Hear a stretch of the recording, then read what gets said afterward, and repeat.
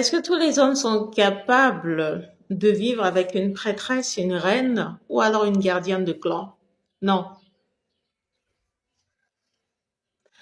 Tous les hommes ne sont pas assignés à côtoyer l'énergie de ce type de femme.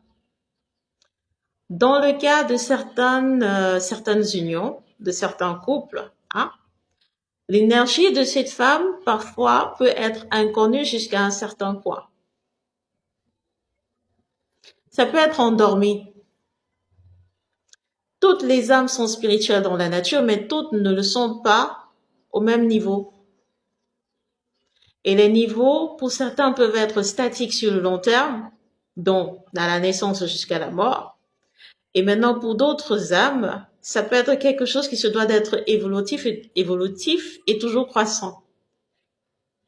Alors, si dans votre chemin, vous croisez une femme spirituelle qui a une aura et un contrat spirituel,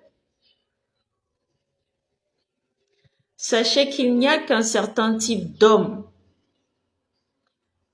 pour qui elle a été assignée d'être à côté. Un seul, c'est-à-dire des types là, des types précis. Une femme de ce calibre n'est pas avec n'importe quel homme. Je voudrais donc répertorier ici quelques-uns qui seront pas toujours à la naissance de cette femme-là près d'elle, non, mais au fur et à mesure que son appel se manifeste et devient ancré en elle, elle se doit d'être avec quel type d'homme? Numéro 1, le lion. Celui qu'on appelle l'homme lion. C'est un roi protecteur. Sa mission, c'est quoi? C'est de protéger, diriger avec justice et d'offrir un cadre stable. Pourquoi est-ce qu'il devient compatible à ce type de femme? Parce que cette femme a l'énergie d'une reine, c'est une prêtresse et elle a besoin d'un homme qui n'essaie pas de contrôler sa lumière, mais qui la sécurise et la respecte. Dans ce type de foyer, on n'est pas dans les histoires de 50-50, on n'est pas dans les histoires de ce que la place de la femme c'est à la cuisine, on n'est pas dans les histoires du patriarcat. Comment est-ce que on peut donc reconnaître qu'on est en face d'un homme lion? Il garde son calme quand il y a les conflits. Il assume naturellement ses responsabilités, il inspire confiance sans hausser le ton et il protège cette femme sans l'étouffer. Lorsqu'il y a une crise familiale, par exemple, qui se présente, ou alors une crise de couple dans votre relation, il va essayer de rassembler tout le monde, d'écouter chacun et ensuite prendre une décision réfléchie dans le calme. Maintenant, il y a celui qu'on appelle l'homme éléphant, le gardien du clan. Son rôle et sa mission, c'est de préserver la mémoire, les traditions et l'unité familiale. Il devient compatible à une femme hautement spirituelle. Pourquoi? Parce que la gardienne de clan va trouver chez lui capable de construire sur plusieurs générations. Vous allez reconnaître l'homme éléphant par cette capacité à respecter les anciens. Il pense toujours au long terme.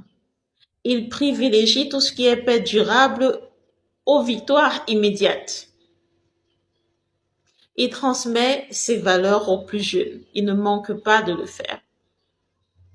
Avant tout grand projet, par exemple, il va consulter les aînés de la famille et il va tenir compte de leur expérience, y compris les gardiens du clan.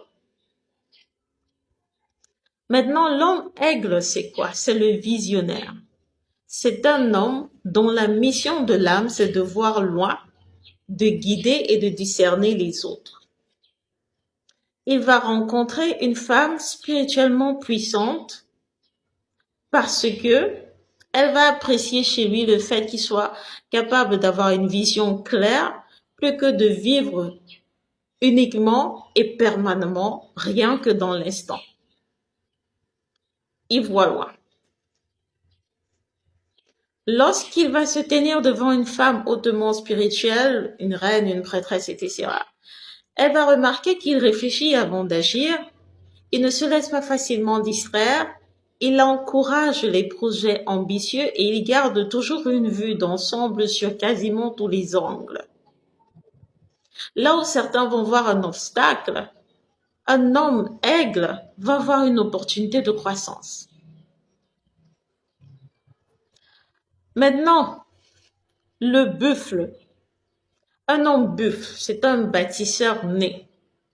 Son rôle, c'est de construire, de préserver, mais aussi d'assurer la stabilité. Une prêtresse, une reine, a besoin de ce type de partenaire. Pourquoi? Parce qu'il est capable de transformer les idées en réalisation concrète. Il ne reste pas dans l'imaginaire, il ne te dit pas que dans 5-10 ans je ferai. Non.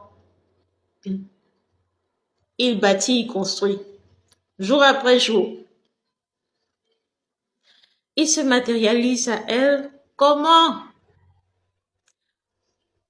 C'est quelqu'un qui va toujours travailler avec constance, hein? Il n'abandonne pas. Il commence par un projet, il abandonne, il passe à un autre.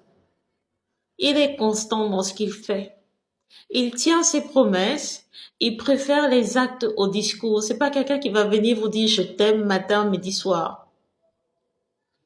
Il est présent même dans les moments difficiles. Il est là. Même lorsque les finances sont compliquées, il va continuer d'avancer méthodiquement sans jamais abandonner sa famille. On entre maintenant dans le département de l'homme python, l'homme serpent.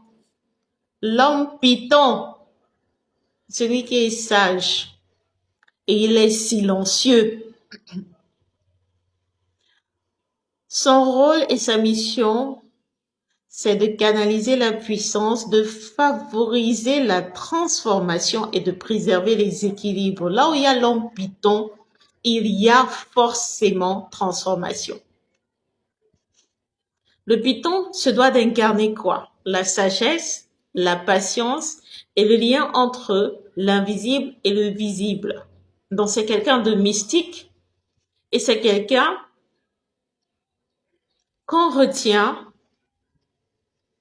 qui représente, qui agit avec retenue et non impulsivité et que l'on a à côté de soi parce qu'il veut, pas parce que tu le contrains.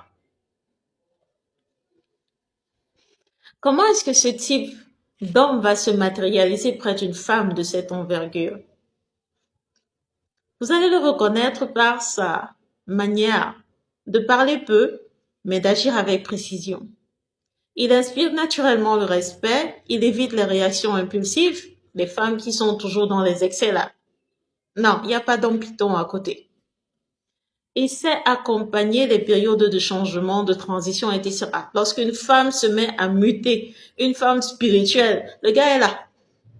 Il accompagne parce que ce n'est pas nouveau ou étrange pour lui. Avant les décisions importantes, il prend le temps d'observer la situation dans le recul. Ensuite, il va recueillir différents avis et il va agir au moment opportun. Tu vas pas le brusquer. Non. Pour terminer, ma voix s'effrite déjà, j'ai beaucoup parlé aujourd'hui. Une femme qui a une énergie de prêtresse, de gardienne, de reine, a besoin d'être équilibrée avec un homme qui possède une force tranquille plutôt qu'une domination. Non. Ce type d'énergie, ce n'est pas la domination. Non, non, nous sommes allergiques à ça. C'est un homme qui se doit de venir accompagner une vision à long terme, qui a le sens des responsabilités, qui a le respect des valeurs des ancêtres et qui a une capacité à protéger sans chercher à contrôler une femme de cette envergure.